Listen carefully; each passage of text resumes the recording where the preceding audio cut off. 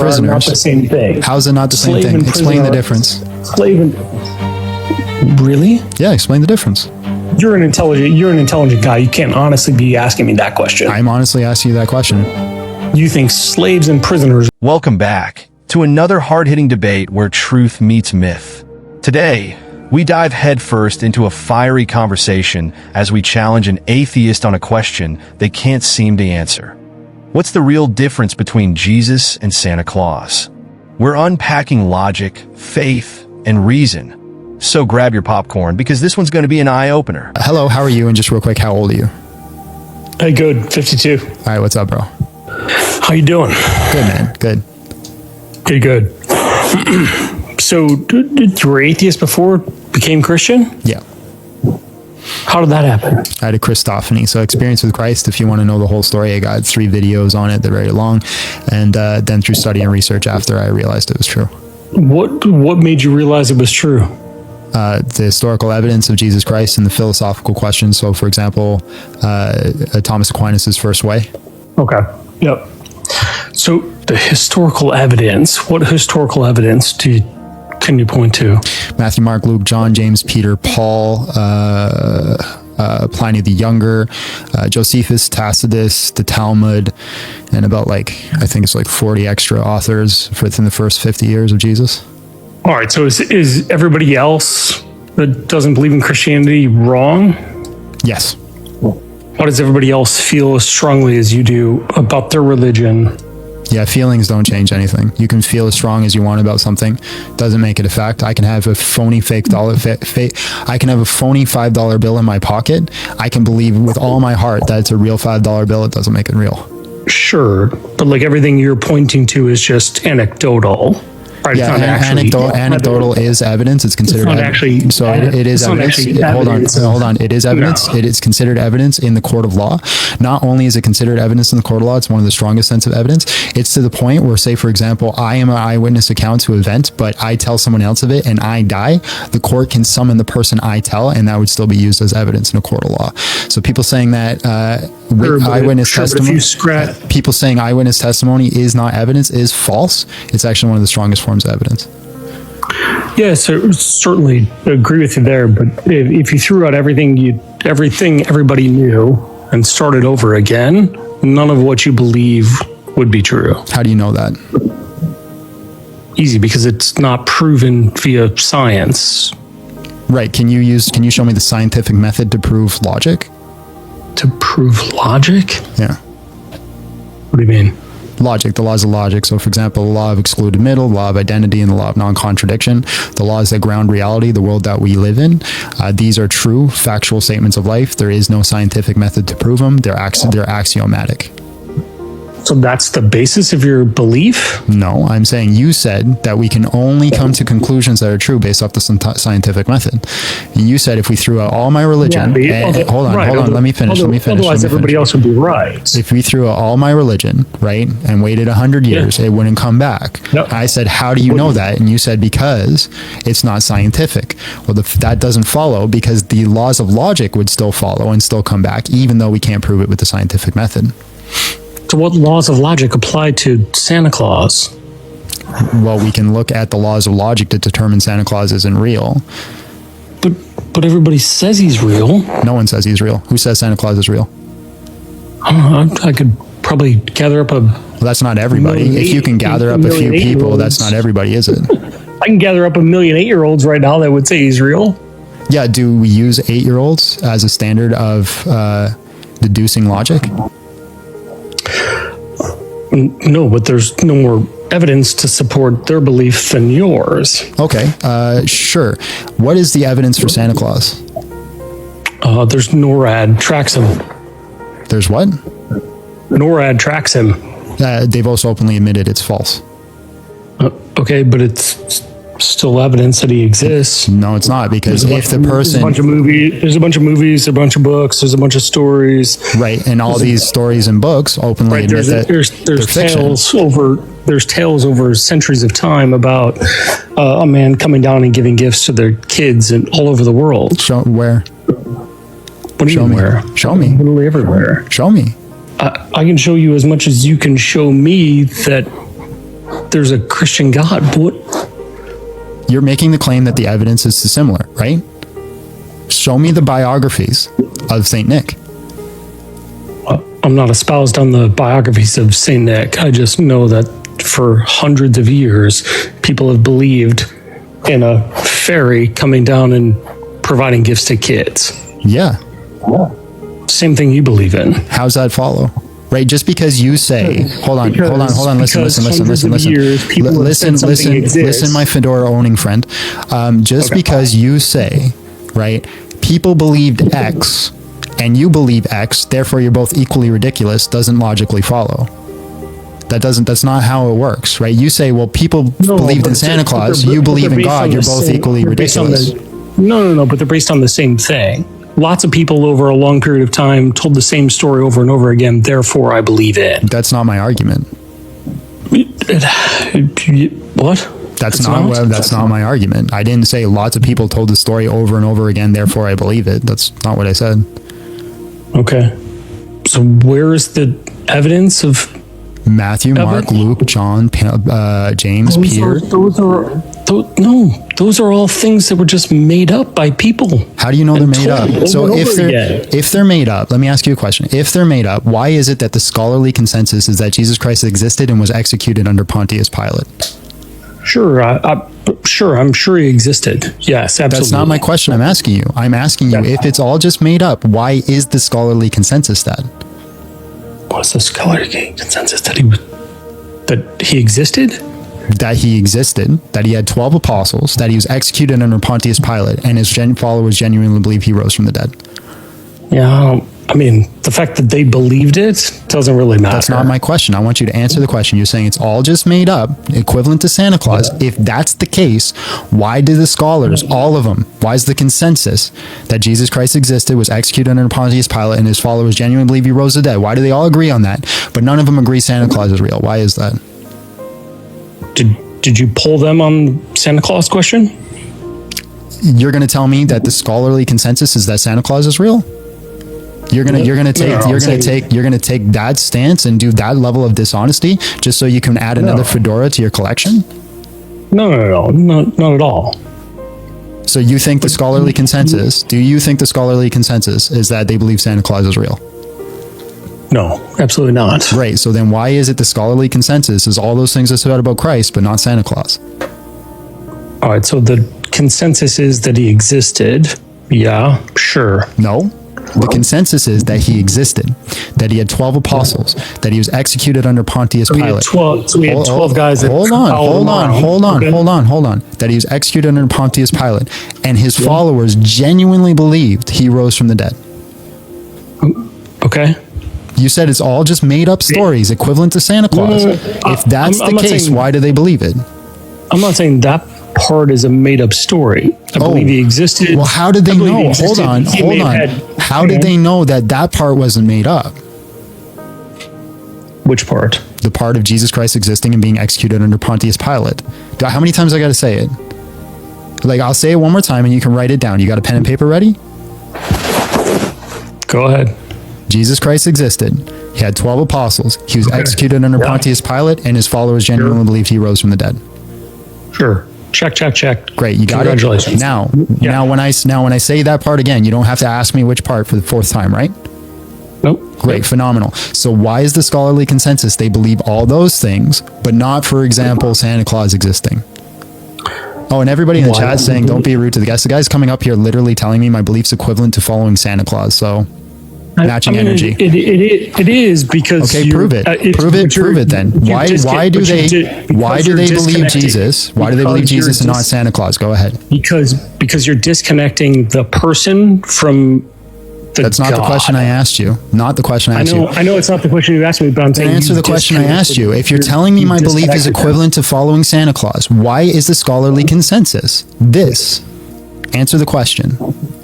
Sure, Jesus was a real person. Santa is not, and of course, scholars. Why do they believe Jesus is a real person? Because he was a real person. According to what?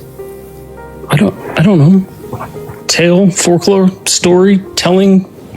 How did they figure out? Listen, Mr. Atheist Fedora Man. How did they figure out Jesus was a real person? Come on, you're smart enough to put these two things together. I don't know, the same way they figured out anything existed 2,000 years ago. Oh, wow. So they used what? I don't know. Historical documents? Sure. So then why don't they believe in Santa Claus? Because it's just as much evidence about Santa Claus, right? There's so much evidence about Santa Claus. Why don't they believe in Santa Claus? Because you're missing my point. You've What's your point then? You've disconnected person from a God. That's not, I'm not even arguing that Jesus is God at this point. You said it's equivalent. You said, I'm saying, listen, I know you really want a goalpost shift because I got you in a corner. I know you want a goalpost shift so bad because you've been pinned in a corner and you do not know what to say. Right? So you want to shift the goalpost to, well, Jesus is not God though. Of course, Jesus is a real person, but he's not God. Why do they believe he's a real person? Because of the historical data. But you said we can't trust historical data because it's equivalent to Santa Claus. No, I didn't say we couldn't trust historical data. You just said, okay, are you conceding your point then? That there's more evidence for Christ than there is for Santa Claus? Yeah, sure. Yes. Cool, so it's not equivalent to Santa Claus, right? Barely. Oh, barely. So then again, why aren't any scholars believing it? If it's barely, we should have one scholar that believes in Santa Claus. I tell you what, if you find me a scholar, you find me a scholar in antiquity that genuinely believes Santa Claus exists, I'll shut down this live for the rest of the year. No, look, it's a fine line between Jesus Christ existed and Jesus Christ is God. I'm not arguing for Jesus Christ as God. You said it's equivalent to Santa Claus. The thing on your live says, convince me to leave Christianity. Right. We're not at that point yet, my friend. We start on point one. We start on point one. Point right now we're on is, can we trust the historical data, which is something you said we couldn't do because it's the same as Santa Claus. We want to get to Jesus being God. We have to get past point one first. Sure. What, did Jesus exist? Was he a person? Sure. How do you know he existed? I don't. I'm going to trust the fact that how do scholars know he existed? A lot of people have said that he did. How do the scholars know he existed? Oh, you trust something because a lot of people said it happened? So do you believe in Santa Claus? No. Do you see why you look like an asshole now? Why do I look like it? Because like, think about this, bro. You just came up. No, hold on. Shut up for a second. I'm going to explain to you why you look like an asshole.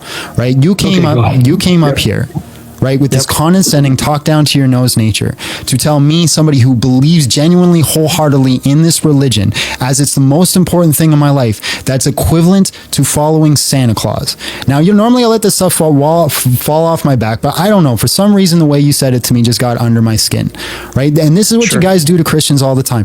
Oh, you guys believe in Jesus Christ. It's equivalent to fairy tales and Santa Claus. Yet you can't give me epistemology on why it's the same thing. You don't have a basis of knowledge from your foundation. It's disrespectful. It did not come up on an equal playing field. It was backhanded. Now, do you want to have a real conversation, or do you want to keep talking down your nose to me and go back to our atheism afterwards? No, no problem. Cool. All right, go ahead.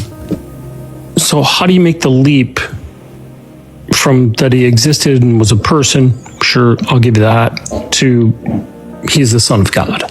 So the reason I make the leap, right, is we look at, can God exist in the first place? And this is where I go to like Thomas Aquinas's first way. This would be like the argument of motion. Are you familiar with that?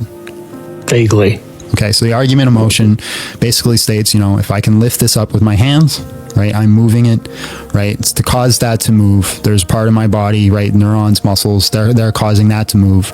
Those neurons, muscles connect to my brain, that's causing that to move, which all came from calories I took on, which is firing there. So we have this like things that are in motion that are constantly going back. Have you ever heard the term infinite amount of turtles going down? Turtles all the way down? No. Right, so it's an old philosophical term that says that Earth sits on a turtle, and it says, well, what does that turtle sit on? Well, it sits on another turtle. Well, what does that turtle sit on? It sits on another turtle. Oh, yeah. So we have turtles going all the way down. Well, we have this argument of motion. We can't have an infinite regress going backwards because it creates logical contradictions. If you want to go into those contradictions, we can. Do you want to? No. Okay, so we have an infinite regress going backwards. We can't do that. Right, so we have to have something that's a first cause. Something that's a first cause can't be contingent. right? It means it can't be reliant on things around it. So if it's not contingent, right, all things that are in matter are all contingent on something. So if it can't have matter, if it doesn't have matter, it's not taking up space. If it's not in matter and space, it's not taking up time. So if it doesn't have those three things, it's spaceless, timeless, and matterless. So we have to have this first cause that's spaceless, timeless, and matterless. Things are made of properties, right? The properties that we have is form and matter. Right, so if I'm looking, this thing has a form. The form is the anvil. The matter is the metal it's made out of. There's something that separates the form and matter from me. That would be my thought, my knowledge. Right. So if you remove those things, space, time, and matter, well, you lose you lose matter. Right. That's not there. You could still have form, but something that's immaterial, this would lose its form, because it exists in the material world. So this would cease to exist. It'd just be gone. But we could have thought. Thought can still exist. And this is where we get to the point where we have this spaceless, timeless being, and the way it starts its first cause is through the fact that it has a mind. Now, I've skipped over a lot of steps to kind of confine a 20-minute argument into 2 minutes. Okay, there was a lot of science to say, how is Jesus the Son of God? Well, I haven't got there yet. I said we have to start on the fact, can God exist? Because if God can't exist, it's a logical contradiction, right? If there's no possible world where God can exist, then it doesn't matter if the evidence points in that direction. It creates a contradiction, therefore it cannot be. So we have to start on the premise, can God exist in the first place? And this is why I use the argument of motion to say that we have this foundation that raises the probability that God exists in the first place. And what is God in your definition? All it is right now is it'd be the omnis, right? Omnipresent, omnipotent, and omniscient. So it'd be always existing, all knowledgeable, and all loving. And is that over the 2 trillion galaxies and everything within those galaxies? Yeah, so it'd be the first over everything. And we haven't gotten to the Christian God yet. We're just using deductive reasoning to conclude what would be the first mover. Okay, so your belief is there's a spiritual being over the trillions of galaxies, over the obscene amount of universe that exists, as an omni.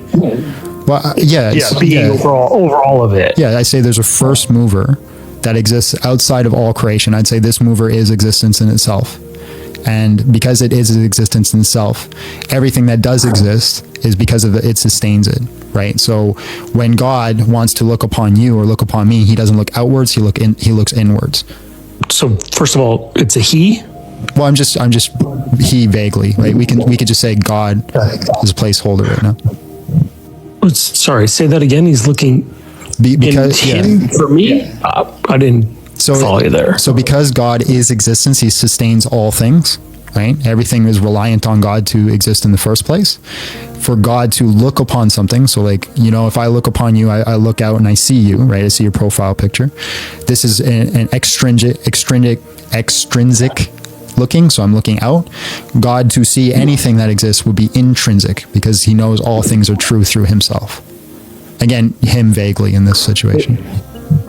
Okay, and is he looking as minute of a detail as the Bears getting their field goal blocked at the end of the game, and a lot of people praying for that, times 2 trillion galaxies and everything existing in all of those realms all at the same time?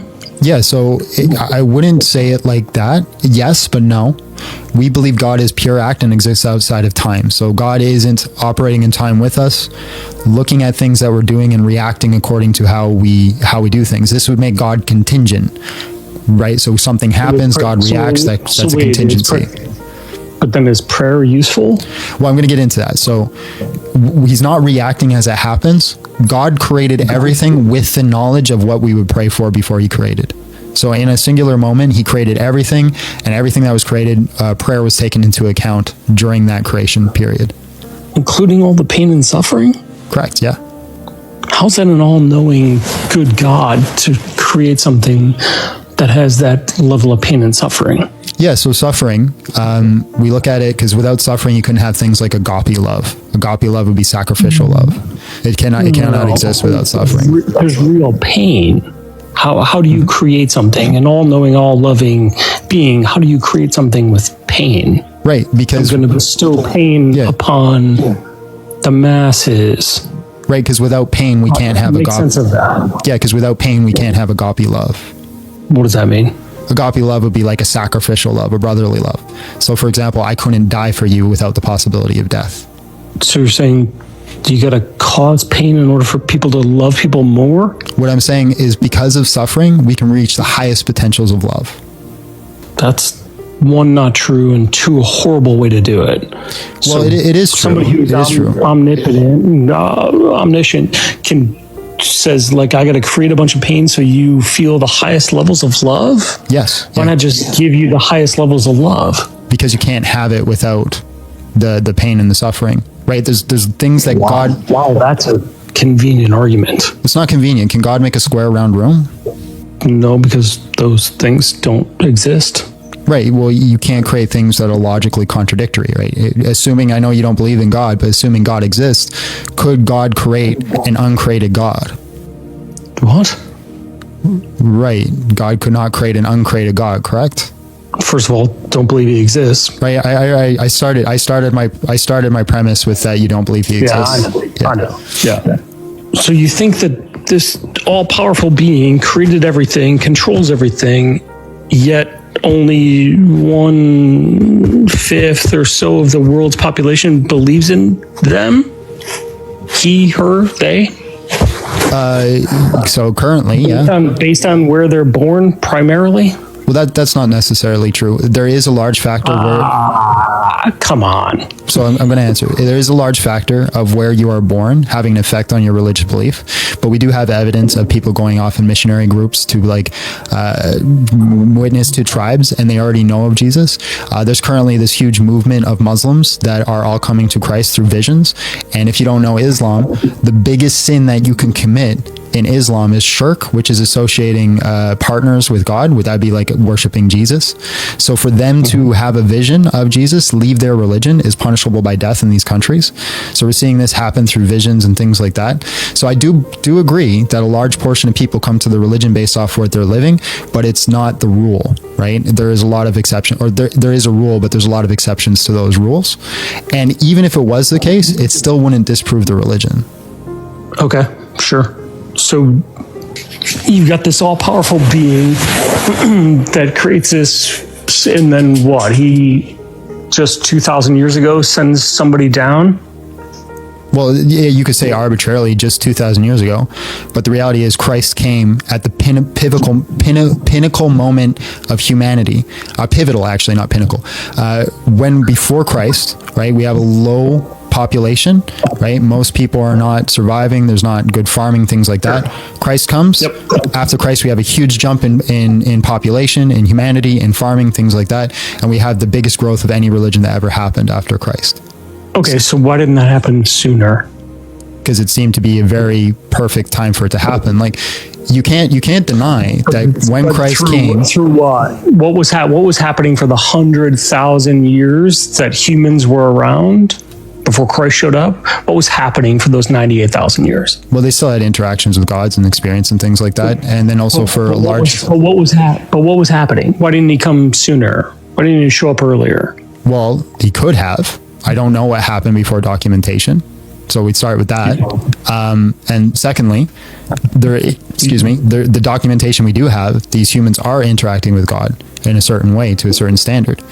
And then after Christ, you can't deny it was a very good moment, because in the moment that Christ came was a time where we could have things documented, because before that, things aren't documented that well. It's really difficult because paper is expensive. Most people don't know how to read and write. Language is just being developed. So if we go back to the ancient Hebrew, there's different standards. Why would an all-powerful God who can control everything across 2 trillion galaxies need something to be written on paper for everybody to know it to be true?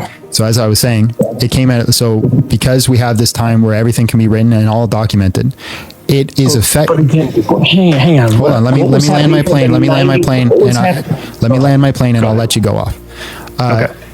It is effective, whether you think it's not an effective method or not, for the simple fact that because of the way it happened, we ended up with the largest growing, fastest religion in history that ever came to be, that spread to all nations as quick as possible. Okay, but what was happening for the 98,000 years before that? I already answered that question. What was your answer to it? So before documentation, I don't know. Okay? When documentation didn't start 2,000 years ago. It started before that. I agree. When we have I'm saying what was happening to people as humans for 98,000 years before Jesus showed up. The pain, the suffering, but I'm trying to answer. Lack of education, the lack of everything. I'm trying to answer. Why wouldn't you have come sooner? I'm trying to answer. And solved. So again, before documentation, I don't know. After documentation, God's still interacting with us and still doing things with us.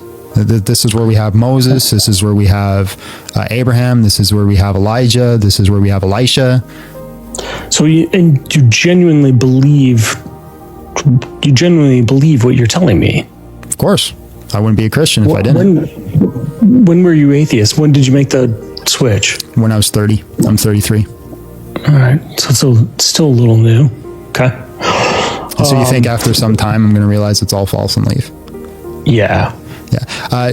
Do you think once you've actually given it like critical thought as to like okay, so I haven't thought about it critically. Do you think I'm not studied? I'm not saying you haven't. I apologize for that. That was a misstep there. You're good, bro. You clearly have educated yourself on it. Props to you for that. Yeah, absolutely.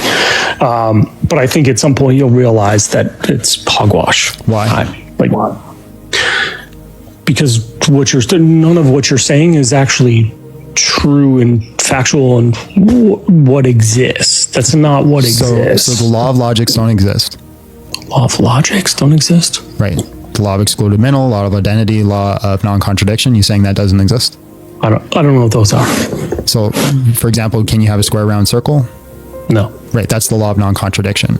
Sure. Right. So this would be like something that is true no matter what. Okay, so the grounding of my philosophy starts on the premises of the law of logic. I give a philosophical argument for God's existence. This would be the first way by Thomas Aquinas, the argument of motion. So you're saying it's just simply not true based off what? Based off none of it's proven, and it is theory, and it's not theory. It's deductive. No, it's not even deductive. You can't deduct your way into something existing. Okay, so why do we think the Big Bang happened? Because you can see it through deduction, right? We can see the red waves, right? We can see that as we look out, as they look out, they pull apart. As you look in, it starts to compress, right? We can see it stretching throughout time. So then we can look at it and do the mathematics and conclude through deductive reasoning that there is a singular point. And where's God in that picture? That's not what I'm arguing for. Don't go push it, my friend. I know, right. So, but I'm asking, like, where's God in that picture? God would be the first. God would be the sheer. God would be the first mover. He'd be the one that set the bang into motion. Look, it's bizarre. It's a bizarre concept, a bizarre thought that has like no basis in actual logic and reasoning. But how can you tell me there's no basis in logic and reasoning? Hold on, I gotta pause you there. You said it has no basis for logic and reasoning, but you didn't know what the three laws of logic were until I told you. No, because I don't know them as the laws of. I just know and understand what logic is. Okay, if you know and understand what logic is, what did I give in my argument that is P and not P? What? You said you understood logic. So what did I give in my argument that is P and not P? What's P and not P? So if something is P, it can also not be not P, right? So for you to say that it's illogical, you have to provide me P and not P. Honestly, confusing me there. I'm not following you. That's fine. That's fine. But then you can't say it's illogical. No, the illogical part is you have a being that has created this massive universe, and that we're this one tiny little speck on a dust of nothing, and that somehow just 2,000 years ago, out of the 14 billion years the universe has existed, there was a person who there's no actual evidence of them being the son of. Hold on. That person. Do we want to go into that evidence of that person again? Hang on. Hold on. There's no evidence. I'm going to let you land your plane, but we did this whole spiel on the evidence for this person. I'm not saying he didn't exist. I'm saying that he's the son of. Well, we haven't even touched that topic somehow yet. This all-powerful creator, 13.7999 billion years later, sent one person down to this one speck to say, I am him, defies logic. What's illogical about that? What is P and not P? Literally everything. That's a vague reference. That's a hand-wavy comment to show that you don't actually understand what logic is. Did it work? No, I'm saying literally everything that defies all logic, and that the fact that which law of logic did it break? 5 or 6 people on this little speck of a planet think that that's actually true. How many people on this planet do you think have heard about Jesus Christ? Everybody. So I don't know, 7 billion. Seems pretty effective, don't you think? Seems effective to get 1 billion people I want you. I'm not talking, that's part of free will. That's God allowing us to have a choice, right? That's a different argument completely together. You're saying it's not effective, right? Can you, I forget, what was your name again? Todd, can you get 7 billion people to know of your name? No. Why not? I mean, I could, but it'd be... How would you do it? In horrible ways. That's how you would do it.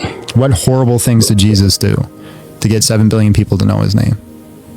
I'm not saying he did horrible things to do that, but that would be the quick way to get 7 billion people to know your name. Okay, so how would you do it? He didn't have to, because there wasn't 7 billion or 8 billion people when he was around. Right, but he did it back then and got billions of people to know his name. So what would you do?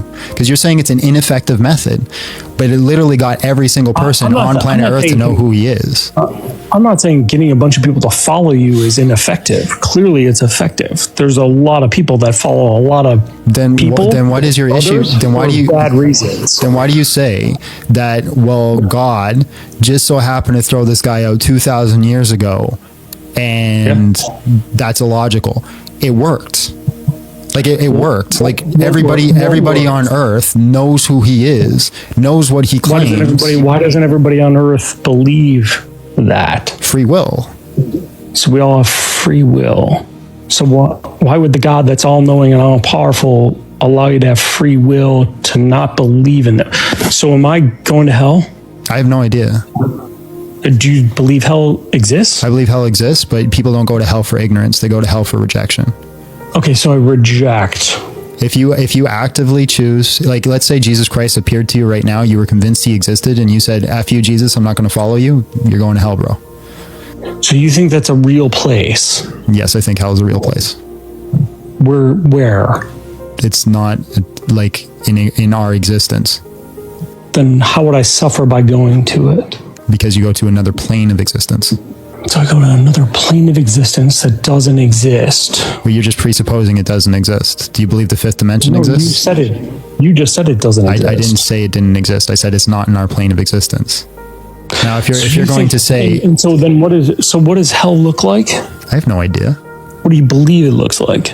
No clue. What does heaven look like? Not a clue. What do you believe it looks like? No clue. So why are you striving to it? I'm not striving to it. I'm striving to be with God. Which is what? The sum of all existence, all that is good. No, I'm saying what are you striving to? By being Christian and saying like I believe and I have all these I'm convicted in it, what are you striving to? To be with God. And how does that happen? By trusting in him and desiring to be with him. Which gets you, or does what? Gets me to God. In what way? In our state of being, our state of existence. What does that feel like? What does that do? It completes you. It sets you towards perfection. So those that believe in the Christian God are striving towards perfection. Yeah. You feel like that everybody's doing a good job at that? No. That's sanctification. Why aren't they doing better? Because we're flawed and we're doing our best, and that's part of sanctification, and that's growing. Why are we flawed? Because we were designed flawed. Why would the all-knowing and all-perfect being design us flawed? So we can reach the highest possible amounts of good and love. Which is what? Agape love. We've gone full circle, my friend. Yeah, but what is it? But I meant, like, what does that look like? What do we achieve there? Like, what does that look like? Agape love is a higher standard of love that we could not have without suffering and flaws. Do you feel like you have that? Agape love? To a certain extent. So, for example, my wife, I would give my life for her in a second. Sure. I don't believe in God, and I would do that in a heartbeat. Right. Yeah, you don't have to believe in God to participate in his law. Okay. You say it's his law, but sure. Well, if there is no God, what difference does it make if you sacrifice yourself for someone? What? If there is no God, what difference does it make if you sacrifice your life for someone? It makes all the difference. How? You would only do it in service of God, not in because you love your wife? I would do it because I love my wife and in service of God. Both of those things are true. What I'm saying is these laws... Hold on. You're misunderstanding what I'm saying. I'm saying this law is true because God has written it on our hearts. I'm not saying you have to believe in God to follow the law. What I'm stating is if there is no God to write this law on our hearts... Listen. What is the purpose of the law? There isn't one. Right. It's meaningless. So you sacrificing your life for someone else, your wife... is irrelevant. It's pointless. It doesn't make a difference. Of course it does. How? What do you mean? How does it make a difference? She goes on to be the mother of my children. And then she will die into nothingness. And it won't matter. In 1,000 years, you sacrificing your life for her is irrelevant. It might as well not even have happened in the first place. Yeah, but we can say that about your life and as well. No, because I believe in God. Yeah. Everything we do has a purpose and continues on for existence, for all of existence. And what does that mean for you? It means we continue in the process of perfection and sanctification forever. You got the fast pass, like on the Disney ride to something great? Like, no. What do you think happened? What point did I say we got the fast pass on Disney ride something great? My friend, you're being disingenuous again. I wasn't disingenuous. I was shortcutting what you were saying. Explain to me how that's what I said. I've got a bunch of great things happening for me later. So I'm going, what is that later? Chad, did I say that? Because I don't think I said that at all. What I said is because God exists, things like agape love have purpose, right? If God does not exist, things like agape love are meaningless. I didn't say because I believe in God, I got agape love and I'm going to heaven and you're going to hell, nana boo boo. I didn't say that. All right, well, you're not turning me. I'm clearly not turning you. Well, we haven't even touched like the foundation of any of the evidence, the historical reliability of Gospels, how Jesus became to be God, or any of those types of things. All we've talked about right now is the philosophical concepts. All of that, yeah, because all of that's based on hearsay and just people talking and stories. You already agreed at the start of this conversation that hearsay is evidence. Yeah, I can agree that somebody was a person 2,000 years ago. Sure. Can I agree that all the things that were written, all the laws and all the rules and all the blah, blah, blah are the word of God? Absolutely not. Why? You have to have lost your mind to think that the Bible, word for word, is the word of God. Why? You can't honestly tell me, you can't honestly sit here and say that you think that this all-knowing, all-powerful creator from 14 billion years ago set us off on some little speck of dust and created an imperfect book that y'all believe is like the word of some creator. You can't honestly. You're not giving any argument on why. You're just saying what it is and saying I don't believe it. Why? Because do you believe everything in the Bible? Define by what you mean by believe everything in the Bible, because there's different. Do you believe everything in the Bible is the word of God and like the truth, and this is the way you're supposed to live your life?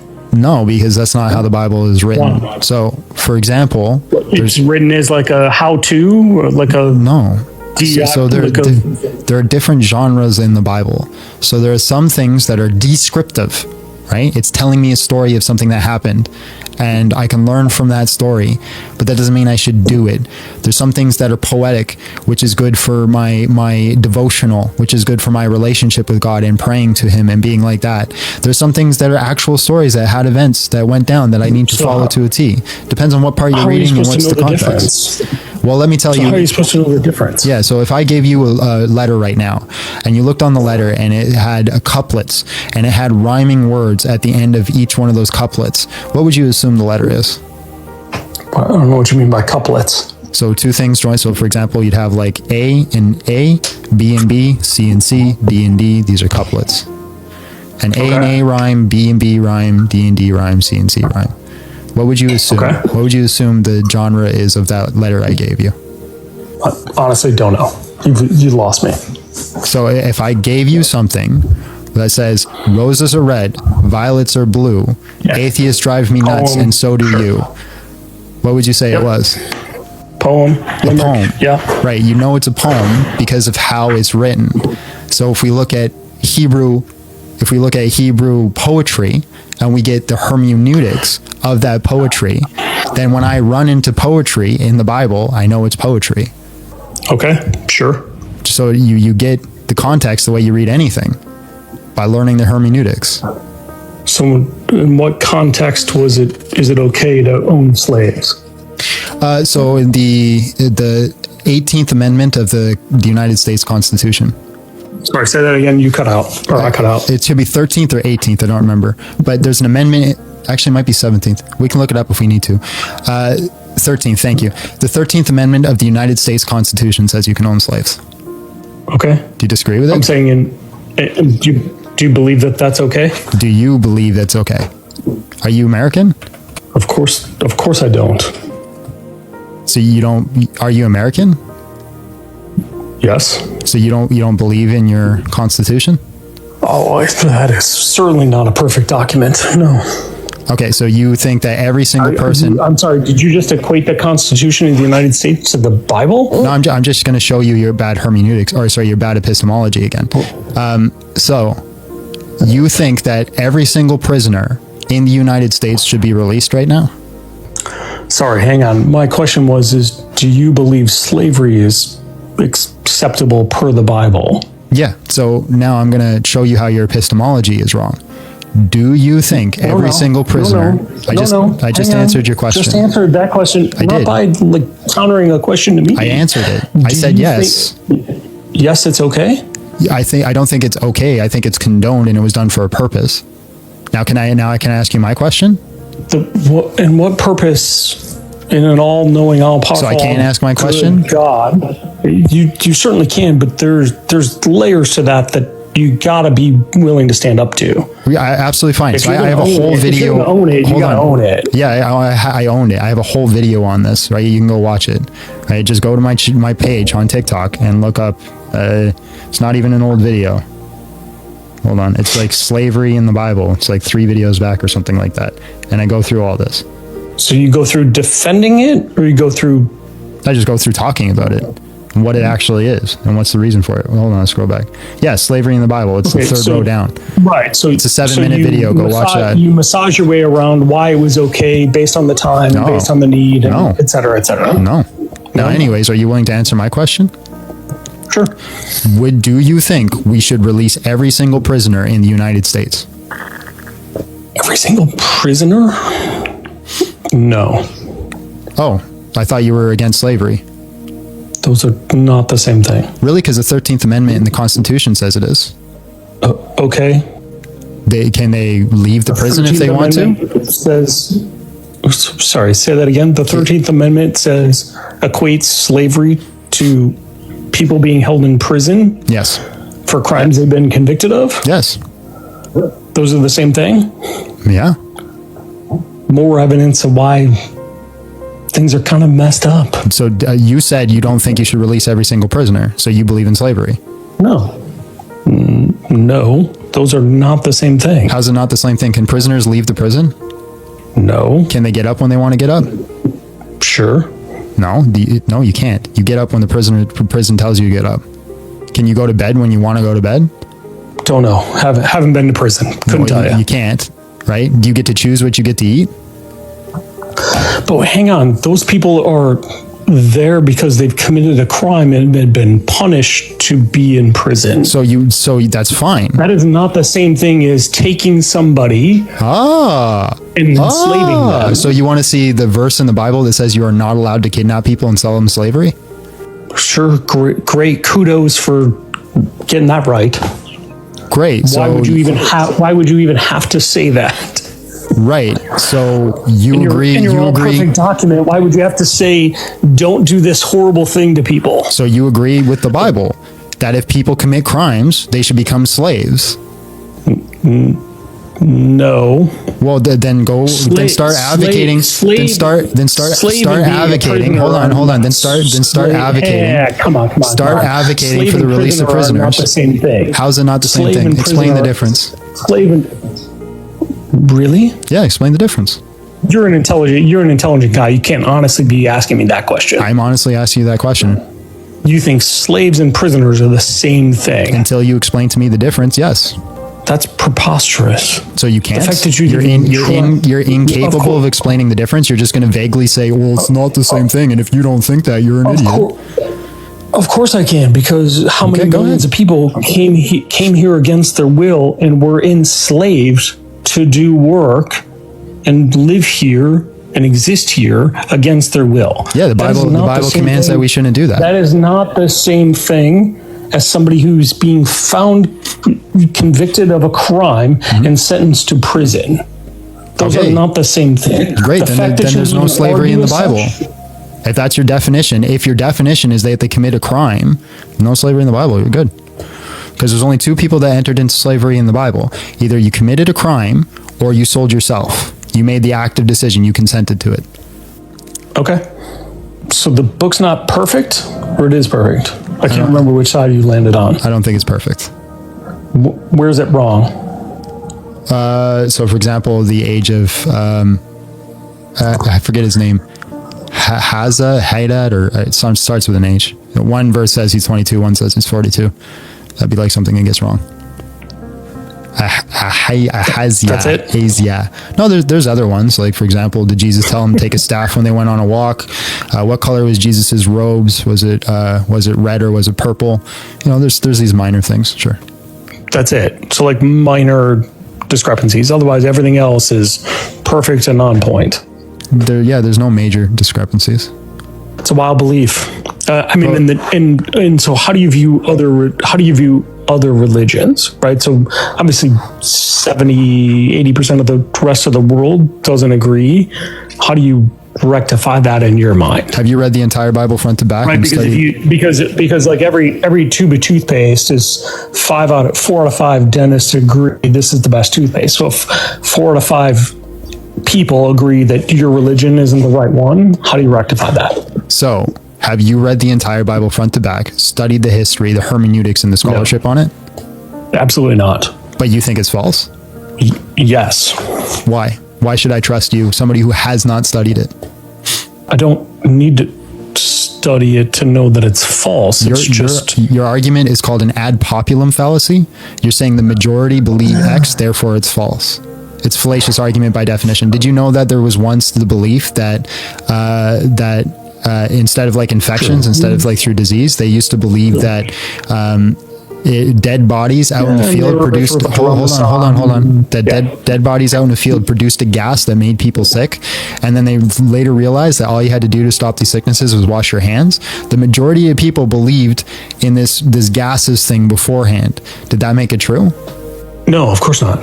Right. So just because the majority disagree doesn't mean it's false. And the sun didn't revolve around the earth, and no. I certainly get that. Yeah.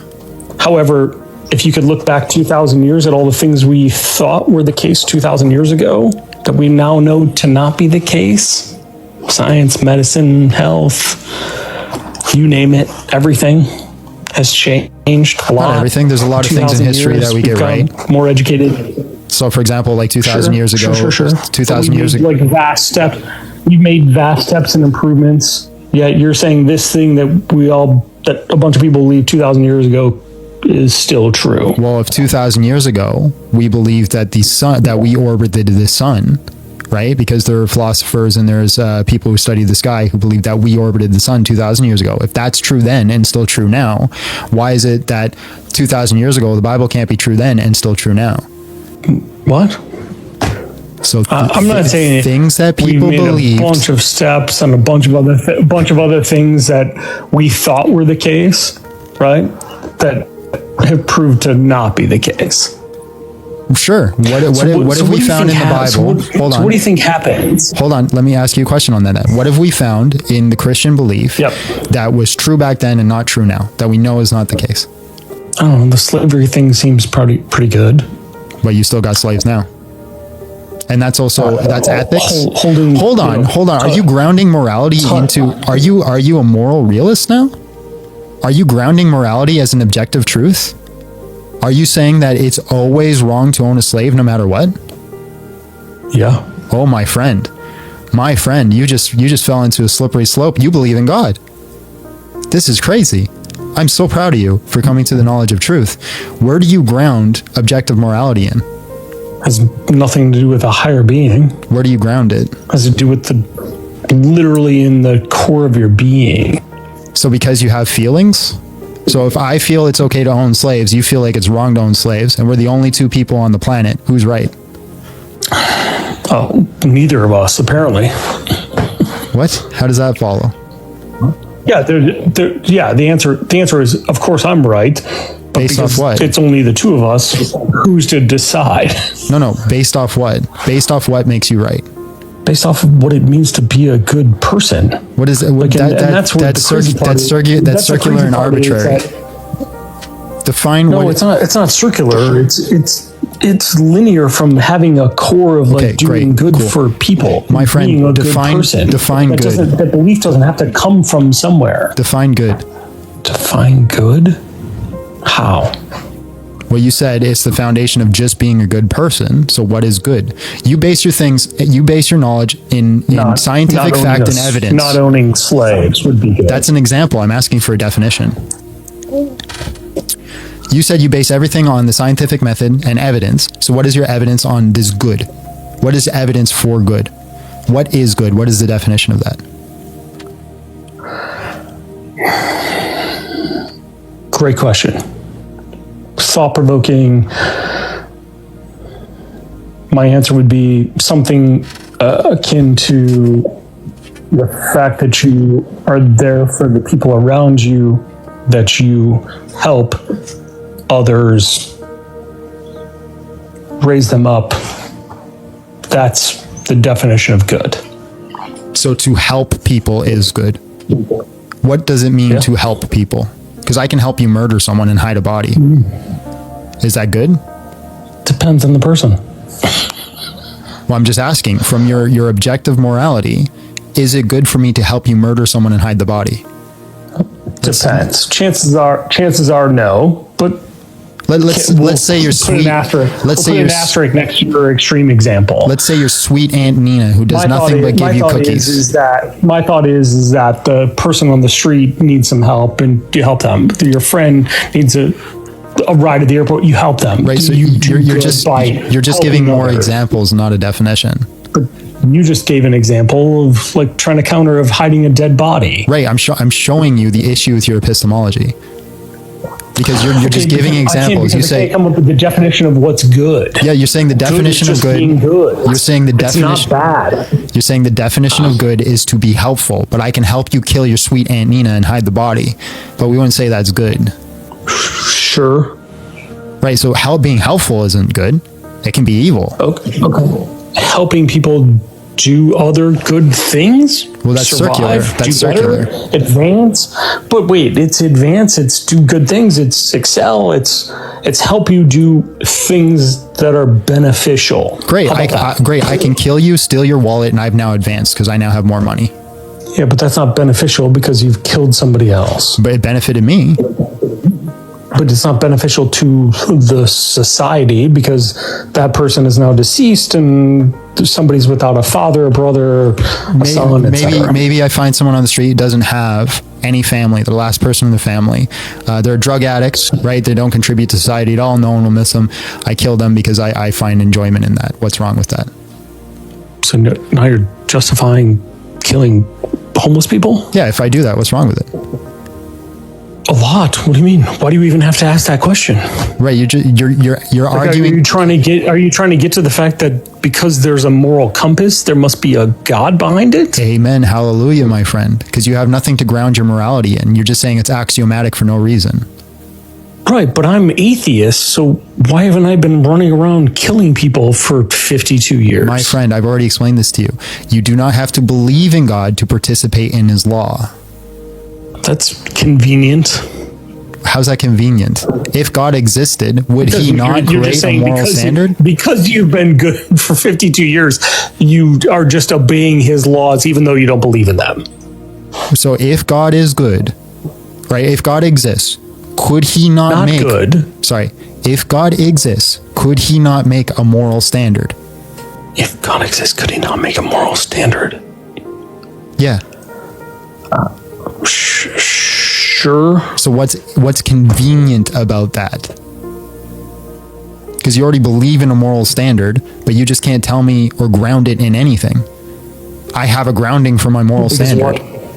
But why does it have to be grounded? Because you came in with the scientific method. Hold on,